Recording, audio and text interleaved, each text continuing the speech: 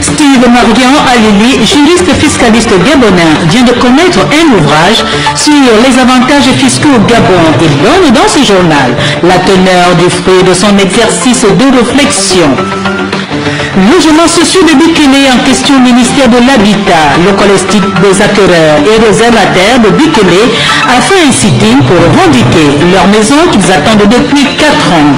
Et puis dans ce journal également, on s'interroge sur les avantages et les inconvénients des écouteurs, ce qu'on baptise désormais génération tête baissée, en font pratiquement une prédilection.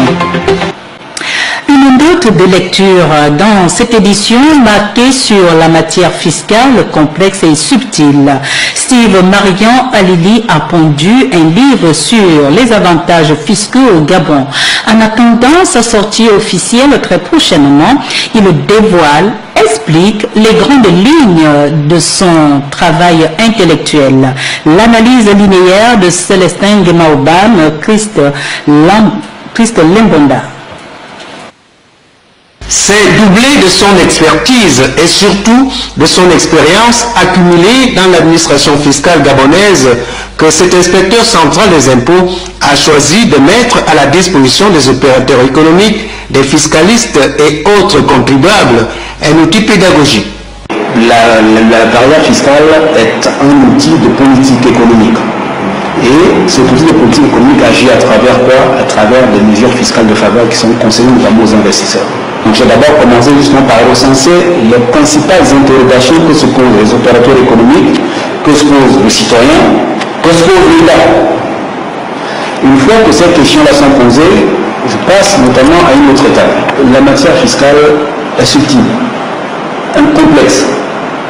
Et pour cela, il faudrait savoir lire à travers les lignes et tirer les conséquences d'un dispositif, même quand la loi ne prévoit pas. C'est la raison pour laquelle légalement, à chaque fois que le besoin se présente, il y a également une rubrique intitulée Attention rappelée, à rappeler l'attention du lecteur, de l'opérateur, de la cible sur les subtilités, les pièges, les choses trappes qui pourraient notamment se glisser. Les phénomènes et concepts utilisés dans son ouvrage sont non seulement pertinents, mais aussi d'actualité au Gabon.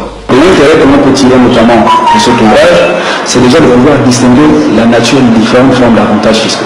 Si l'État veut apprécier en réalité le coût de l'ensemble des avantages fiscaux, il ne faudrait pas se limiter exclusivement aux exonérations. Il faudrait aller au-delà. En attendant la sortie prochaine du deuxième tome, le tome 1 ouvre des perspectives nouvelles quant à l'amélioration des rapports entre les assujettis et l'administration fiscale.